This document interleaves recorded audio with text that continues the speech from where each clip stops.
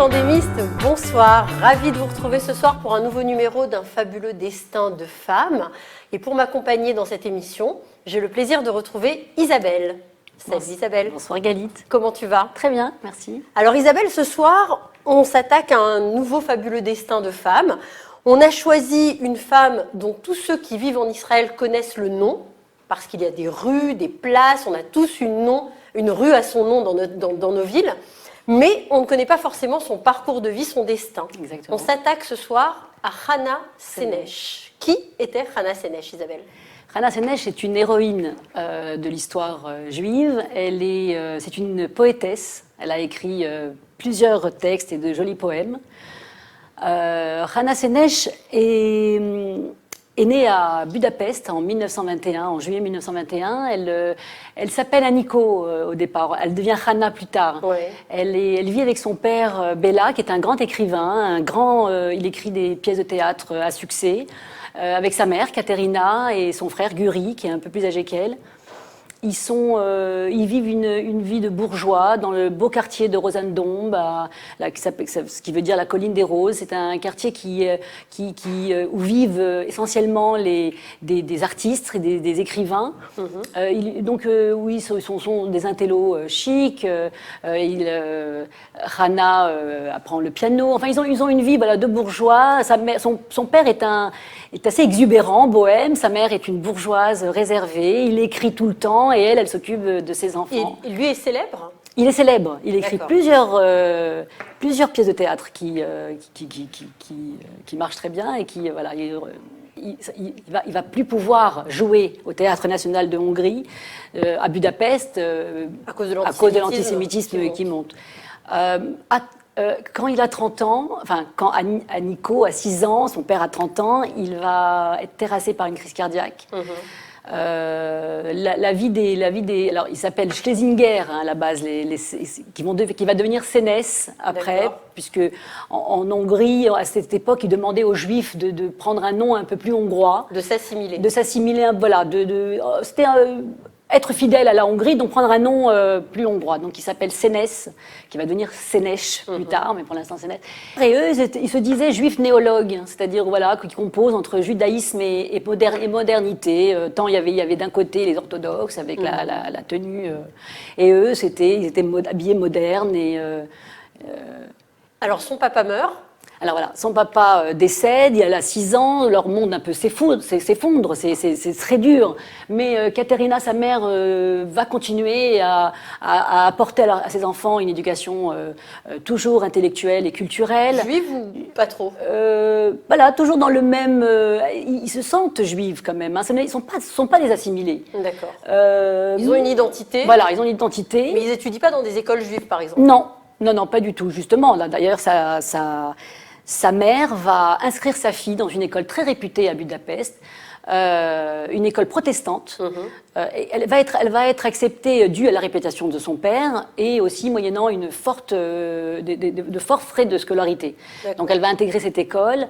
Elle va être brillante, Hana, dans cette école. Elle va même faire partie de l'association littéraire. Elle va même... Alors, voilà, donc elle va progresser dans cette école. D'accord. Tout va bien se passer. Là, on est dans les années 30. Voilà. L'antisémitisme vraiment, ça marque le pas. On la sent grandissante. Elle le ressent, Hana. Et là, elle va le ressentir vraiment profondément le jour où elle va postuler pour une candidature de secrétaire générale dans cette école. Genre déléguée. Déléguée. Et là, ils vont dire, mais une juive ne peut pas prétendre à un tel emploi, poste. Et là, ça va être une claque pour Hana. C'est à ce moment-là que la métamorphose de Hana va prendre effet. Commence, elle va sentir encore plus son judaïsme et elle va se sentir profondément sioniste. Et elle va se mettre dans la tête de partir en Palestine. Elle va se dire qu'il n'y a plus d'espoir. Les Juifs ne sont pas libres. Elle sentait vraiment cet antisémitisme. Et elle se dit, le seul moyen de trouver mon identité, de trouver la liberté, c'est de partir en Palestine.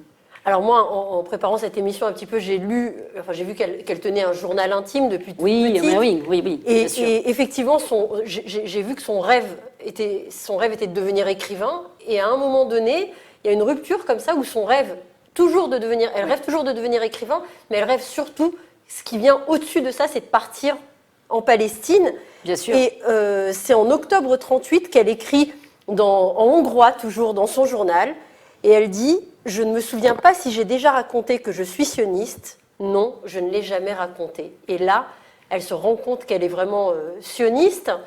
Et c'est à ce moment-là, son frère, elle est proche de son frère. Alors, elle est très proche de son frère. En 1938, son frère, pareil, il voit que l'étau se resserre en Hongrie. Il décide de partir à Paris, en France, pas à Paris, à Lyon, où il va étudier le textile. Donc, il s'en va. Donc, déjà, c'est très dur parce que c'est un trio.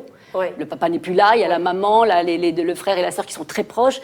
Lui s'en va, laissant donc Katerina et Hana seules. Et Hana va partir aussi, laissant sa mère. Et elle donc décide de partir. Alors, c'est ça. Ouais, elle décide de partir en Palestine. Et elle part sur un coup de tête ou c'est quelque chose qu'elle Non, c'est compliqué pour elle. Elle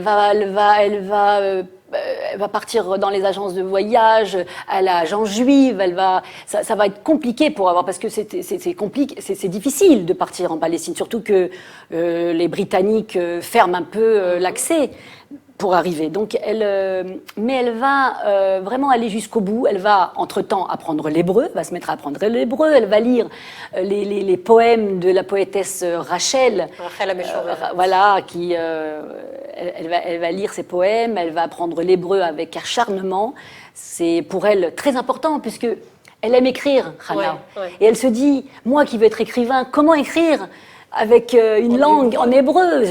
C'est ma langue de l'âme, c'est le hongrois. Donc, pour elle, c'est très important. Elle apprend l'hébreu, elle fait partie aussi d'un mouvement sioniste, les Maccabim. Elle va faire partie de ce mouvement. Ça va prendre du temps. Quelques mois. Entre-temps, elle veut aussi intégrer l'école de Nahalal, une école d'agriculture. Elle va écrire une lettre en hébreu pour demander son inscription. Entre-temps, voilà. Et là, un jour, elle va à l'agent juive et il lui dit tu pars demain. On est en septembre 39. La veille de la Deuxième Guerre. Vraiment la veille de la Deuxième Guerre, la veille de Rosh Hashanah aussi, plus précisément, parce que c'est triste, parce qu'elle va laisser sa mère. Et donc, et là, sa mère, elle lui dit, mais il faut attendre. Elle dit, non, vous partez demain, c'est comme ça, il faut partir très vite. Elle prend le train pour Constanta, jusqu'en Roumanie. Et en Roumanie, elle va monter sur le Bessarabia, un bateau roumain qui va l'emmener en Israël, en Palestine, à Haïfa. À Haïfa. De Haïfa, elle part donc à Nahalal. Donc voilà, elle intègre cette école. Ce lycée agricole pour filles. Oui, c'est ça. C'est une école pour filles qui est d'ailleurs gérée par Hana Maisel et dont Rachel la Meshoreret avait été l'élève 30 ans plus tôt.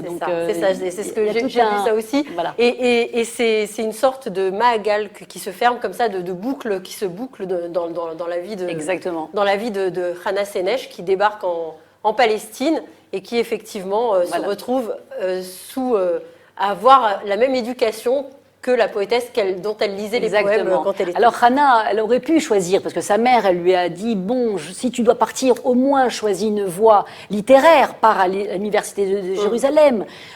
Mais elle ne voulait pas, elle a dit non, si je pars en Eretz, c'est pour construire, c'est pour la terre.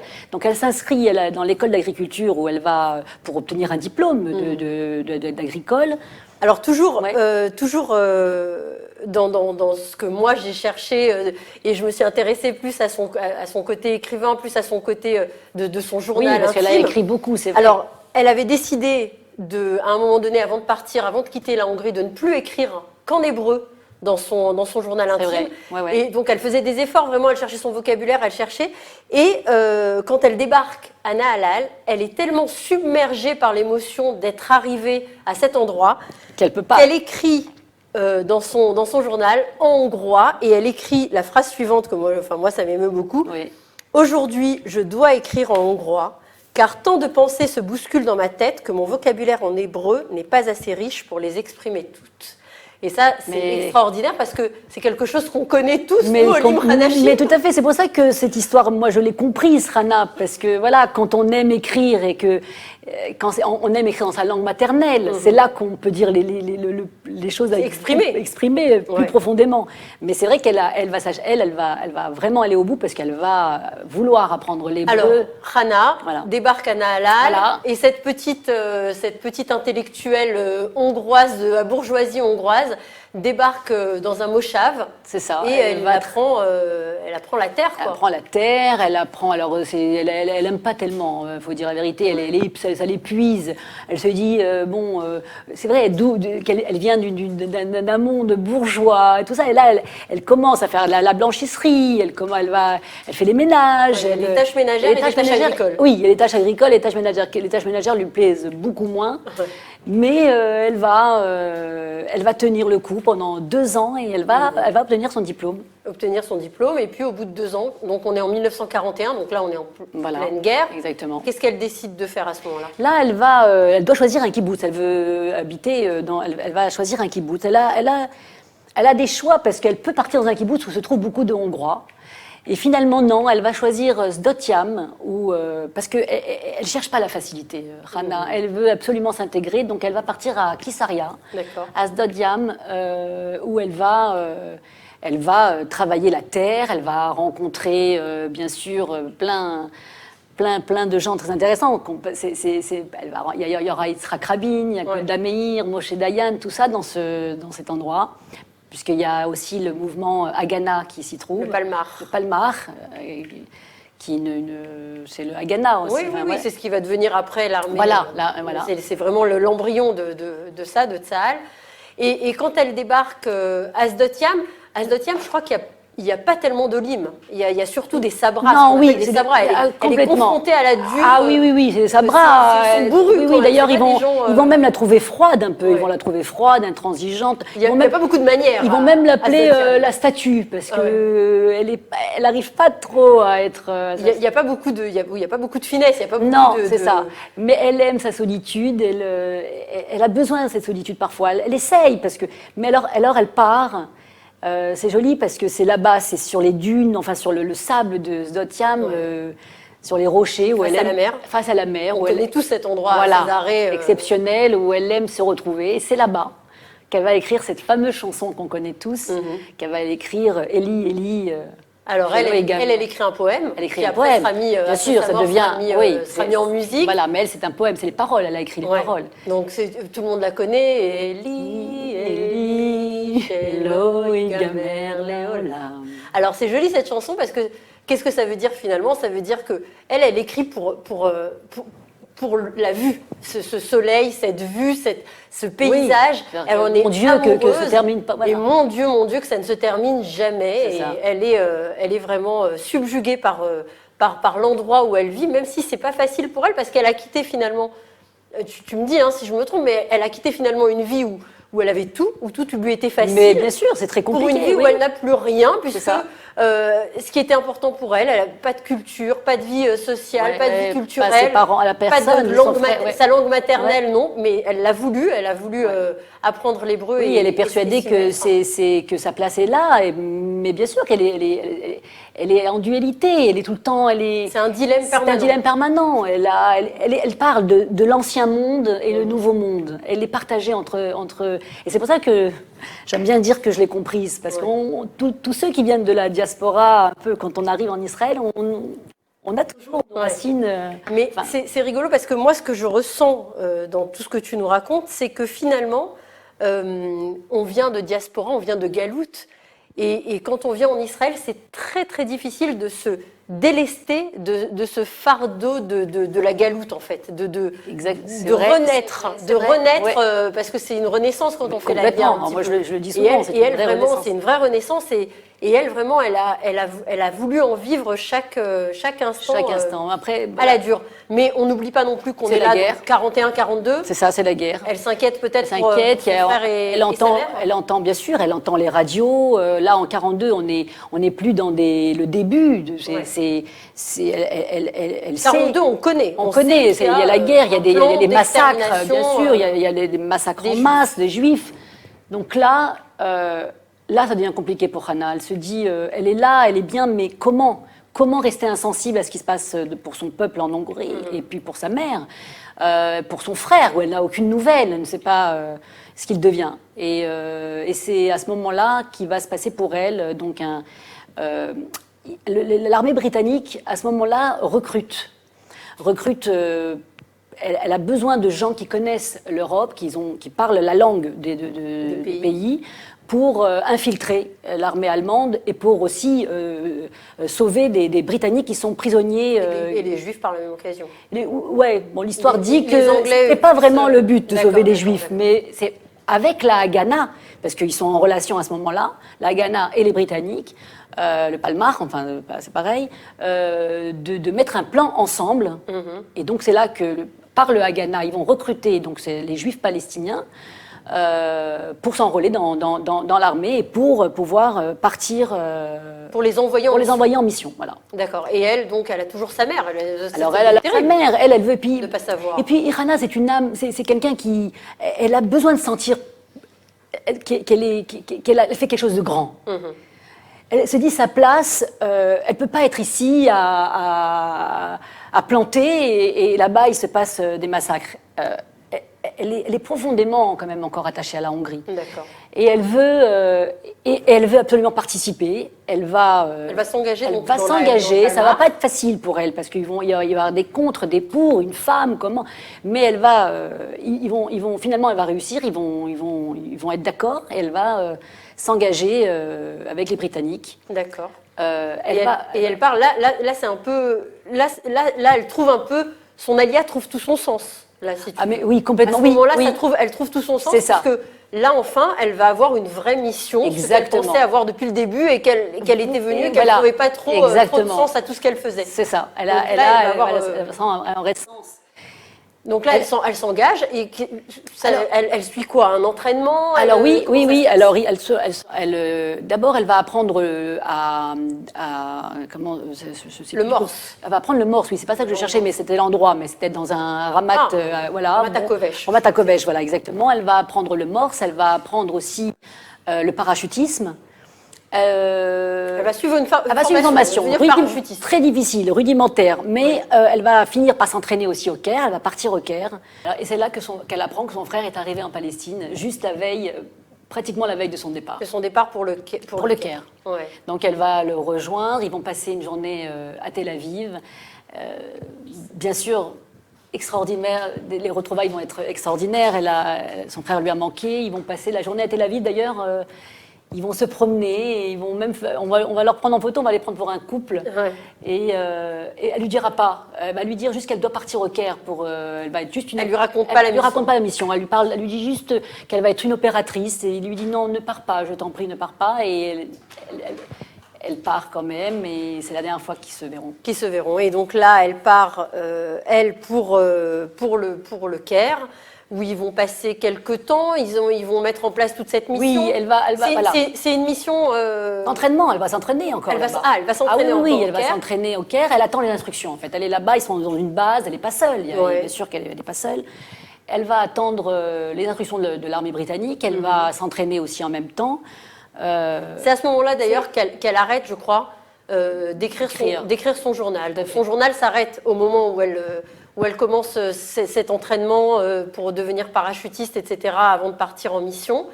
Là, ça s'arrête. Elle le laisse au kibbutz, d'ailleurs, ce journal, dans sa chambre. Elle laisse tous ses poèmes, tout son journal et tout ce qu'elle a écrit au kibbutz, qu'on va retrouver bien sûr plus tard. Ouais. Et finalement, en mars 44, c'est en mars... Alors, il y a quand même un petit truc quand même, qui est assez joli dans son histoire, quand même assez dur. C'est qu'elle va, au Caire, elle va faire la connaissance d'un certain Andrew, qui est plus âgé qu'elle. Il a 31 ans à peu près, et il n'est pas juif, il n'est pas juif? Non. Elle va dire, parce donc il va y avoir une petite histoire d'amour entre eux. Elle va échanger son premier baiser avec lui. On rappelle qu'elle a 22 ans. C'est ça, elle a 22 ans, donc son premier baiser, parce que voilà, elle a eu des prétendants pourtant, mais elle n'a jamais voulu. Et là, ils vont même se promettre de se retrouver au café MQ à Budapest. À Budapest même, d'accord. Il va y aller lui, mais il la trouvera pas. D'accord. Bon, écoute, c'est en mars 44. Là, on est en mars 44. Voilà. et elle est parachutée. Alors là, en elle Yougoslavie. est dans l'avion, elle se trouve avec deux compatriotes, Yoel Pelgi et Peretz Goldstein. Elle les encourage. Elle a peur. Elle a peur au fond. Elle a très peur. Elle est pas. Elle montre pas sa peur, mais donc elle donne du courage aux troupes et elle saute En Yougoslavie, qu'ils atterrissent. Et ils atterrissent. Ils sont accueillis là-bas. Ils sont accueillis par des résistants, des partisans. Donc ils vont, dès leur arrivée, ils vont comprendre que les Allemands, les nazis sont rentrés en Hongrie. Et là, la mission devient très dangereuse. Ces deux compatriotes trouvent qu'il faut arrêter tout, que la mission ne peut pas continuer. Cette mission qui s'appelle Chet, on n'a pas parlé de. C'est vrai que cette mission s'appelle Chet, qui veut dire, c'est le Chet de Khadira qui veut dire infiltration. Donc leur mission ne peut pas continuer plus loin, mais elle ne peut pas s'arrêter là. Donc eux, elle a sa mère. Elle a sa mère. Eh oui. Donc elle décide de se séparer. Ils décident de se séparer. Eux, ils vont essayer d'aller vers la frontière d'Italie. Elle va. Elle continue. Elle continue, mais vraiment. Très vite, alors elle se change, bien sûr, elle est en tenue civile, elle a des faux papiers sur elle, mais très vite, elle va se faire arrêter, tout de suite même, pratiquement, juste quand elle se fait arrêter par des soldats, la police hongroise et des soldats allemands. Et là, elle va être emmenée en prison, en détention. Elle va être torturée pendant des jours, ils vont lui casser les dents, elle va être battue nue, assise sur une chaise, et là, elle ne dira rien, elle ne voudra pas dire. Ils veulent quoi? Parce qu'ils ont trouvé un récepteur sur elle. Oui, elle avait donc, un récepteur pour communiquer avec les Britanniques. Donc, ils veulent le nom de code pour pouvoir repérer d'autres Britanniques dans la région. Donc, elle ne veut pas parler. Ils vont emmener sa mère. Ils vont amener sa mère, qui elle n'était pas du tout au courant que sa fille se trouve là, mais ils vont amener sa mère, ils vont menacer de la torturer. Donc là, elle va être emprisonnée pendant plusieurs mois. Voilà. Ils vont lui faire quoi? Un simulacre de procès? Elle va être. Oui, elle va bien sûr, elle va avoir un jugement. Elle va être jugée donc ils vont lui demander de plaider coupable. Et là, elle va dire non. Je plaide pas coupable. Elle va faire un plaidoyer époustouflant qui aurait pu être applaudi si c'était pas dans ces circonstances, mais je crois qu'au contraire, ça l'a pénalisé. Dans ce plaidoyer, elle dit quoi? Elle fait. Je peux lire un petit passage. Alors, avec plaisir. Donc là, on est en octobre. On est en octobre, oui, en octobre 44. C'est ça. Tout à fait. Parce qu'elle va avoir le jugement pour plus tard.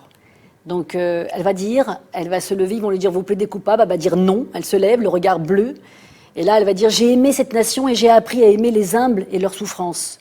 Je rêvais d'un monde dans lequel ce pays pourrait partager ce qu'il avait appris dans la douleur, la compréhension des autres, l'assistance aux faibles. Mon père était un écrivain, il m'a élevé dans l'idée que le bien finit toujours par triompher du mal. Je croyais que c'était l'idéal hongrois, mais j'ai grandi et j'ai compris que juive, je n'avais pas ma place dans ce pays. Entre autres, elle a marqué après, j'ai compris que je n'avais plus de patrie, plus de vraie patrie.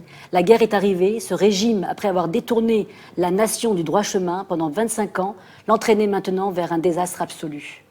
Ouais. Beaucoup de courage. On rappelle qu'elle a 23 ans. C'est ça. On rappelle qu'elle a 23 ans. Donc, alors là, le capitaine Simon qui est là, il est. Donc là, elle a quand même cette audience, ce procès. Mais toujours, il n'y a pas de verdict. Non, il n'y a pas de verdict. Et pour autant, ce capitaine. Ça va les bouleverser, ça va les perturber. Donc ils vont pas la juger tout de suite. Ils vont pas lui donner de verdict. Ils vont reporter le jugement pour le 7 novembre. D'accord. Pour le 4 novembre. Parce que justement, pour le 4 novembre. Et là, entre-temps, elle va rester en prison. En prison, elle va arriver à communiquer. Elle va trouver des journaux, elle va couper des lettres en hébreu pour communiquer, parce qu'il y a des juifs qui sont détenus dans la prison. Donc, par la fenêtre, elle va, à l'aide d'un petit miroir, elle va mettre des lettres en hébreu. Elle va communiquer comme ça. Et elle va chanter aussi pour donner un peu de courage. Elle va graver sur la poussière l'étoile de David. La Magen David. La Magen David. Entre-temps, entre l'isolement et le jugement, elle va aussi, elle va parler avec les détenus de la prison, elle va leur parler de la Palestine, elle va leur parler du soleil, elle va leur parler du kibbutz, elle va leur donner envie de partir. Je crois que c'était son réel but, en fait. Ouais. Et elle voulait donner cet espoir. Malheureusement, le 7 novembre, alors le procès devait être le 4, elle reste en prison, le 7 novembre, on va la chercher dans sa cellule. On lui dit tu as été condamné à mort. Elle lui dit mais mon jugement n'est pas passé, il n'y a pas eu de sentence. Ouais. Et là, il lui dit il n'y a pas de sentence, tu es condamné à mort. Reconnu coupable par la cour martiale. C'est ça. L'exécution est dans l'heure qui suit. Elle reste fière, elle ne s'effondre pas, elle reste droite, elle ne peut rien faire. Elle va écrire quand même une dernière lettre à ce moment-là. Mais le capitaine Simon va l'attacher à un poteau, ils sont tous devant elle, prêts à fusiller. Il va vouloir lui cacher les yeux, lui bander les yeux, apparemment c'est ce qui se fait, mais là il ne va pas le faire. C'est pas elle qui refuse. Non, c'est lui qui ne bande pas les yeux. Et bon, voilà, donc Anjou, fusillée, et elle tombe, voilà, elle a 23 ans. Terrible. C'est terrible. Elle a été, elle a pas eu de jugement. Elle a été, alors, moi, quand je me suis intéressée, bien sûr, bien après ce capitaine Simon, qui a été jugé, mais qui s'est enfui vers l'Argentine. C'est rigolo, parce que capitaine Simon, on pourrait penser que peut-être il est juif. Ah oui, ben non. Simon, c'est un nom... ben non. Non. Et il a été jugé. Il a été jugé, après il s'est enlevé en Argentine. Il a eu un jugement de 1 an. Mais il dira bien plus tard, un journaliste israélien, en 1985 exactement, il lui dira, quand il parlera de Hana Senesh, il lui dira oui, ça a été ma première exécution, mais je l'ai fait parce que je n'ai pas supporté son orgueil de juive. Mon Dieu, quelle horreur. Et ça, voilà, j'ai des frissons parce que je trouve, voilà, on a tout compris. L'antisémitisme était viscéral. Complètement, voilà. Il l'a fusillée parce qu'elle a fait ce plaidoyer, en fait. Alors Hana, donc morte à 23 ans, dans les circonstances que tu nous as racontées, et pour autant, elle est devenue une héroïne de l'histoire juive moderne, de l'histoire d'Israël. Comment ils ont retrouvé son frère, parce que quand elle a vu son frère à Tel Aviv cette dernière journée, elle lui dit va chercher mes affaires, j'ai caché mon journal et tous mes poèmes. Elle a écrit aussi des pièces de théâtre entre-temps, elle a écrit des pièces de théâtre. Va chercher tout en dessous mon lit. Donc dans le kibbutz à Sodiam. Donc c'est lui qui va récupérer, et c'est lui d'ailleurs, voilà, en 1946, il va publier ses poèmes. C'est lui qui va perpétuer sa mémoire jusqu'à maintenant. Alors, en 1950, ses restes vont être transférés en Israël, sur le mont Herzl. Il y a même une stèle, même à Budapest, il y a une stèle à son nom, où même il y a marqué une phrase non, je ne veux pas mourir, gravée sur cette stèle. Et en 1993, quand même, voilà, ce qui est mieux vaut tard que jamais. Mais la justice hongroise la lavera de tout soupçon. Exactement, et va être innocentée. Très bien, à titre posthume. Et sa mère dans tout ça? Elle va retourner à Budapest, la guerre va se terminer, elle va être cachée dans un couvent, et de là, elle va partir, elle aussi en Palestine, retrouver son fils. Et donc elle s'en est sortie. Elle s'en est sortie, sa mère. Elle va vivre à Haïfa avec son fils. Elle s'en est sortie. Elle est Ça, c'est encore une boucle. Elle a vécu longtemps après, et elle a vécu dans la mémoire de Hana, et elle a voulu perpétuer vraiment l'histoire de sa fille avec son fils. Jusqu'au bout, jusqu'à maintenant. Il y a une fondation Hana Senesh. Magnifique histoire Hana Senesh. Et puis maintenant, vous saurez, chers téléspectateurs, quand vous habiterez une rue Hana Senesh, ou quand vous croiserez une rue Hana Senesh ou une place Hana Senesh dans les villes. C'est sûr que je ne pourrai plus passer devant une rue sans penser à elle. Et puis les chansons, Élie. Quand on l'écoute, cette chanson, c'est pas juste, c'est toute une histoire. Les chansons, ils sont dans les Tcassim, c'est toute une histoire. Et moi, je voudrais aussi partager un merveilleux livre, le seul livre en français qu'on parle de Hannah Senesh. C'est le seul livre qu'on trouvera d'elle en français. Un travail de journalisme, de documentaire magnifique, où vraiment il y a tous les détails. De qui? De Martine Gozlan. Ouais. C'est un livre qui m'a bouleversée, puisqu'on apprend beaucoup de choses. Voilà, super. Merci beaucoup Isabelle pour ce fabuleux destin. Merci beaucoup de nous avoir fait découvrir cette héroïne israélienne, moderne, féministe. Et encore une femme à poigne, encore une qui enflait. Et puis je te donne rendez-vous très vite pour un autre fabuleux destin de femme. On verra si on reste sur Israël ou si on part ailleurs. Si on part à l'international. Ouais. Je sens bien que tu as des bonnes idées. Alors on vous retrouve très vite pour un autre fabuleux destin et puis moi très vite sur d'autres émissions Tandem. Merci beaucoup de nous suivre. Merci Isabelle. Merci à toi. Bonne soirée à tous. Au revoir et à bientôt. Merci.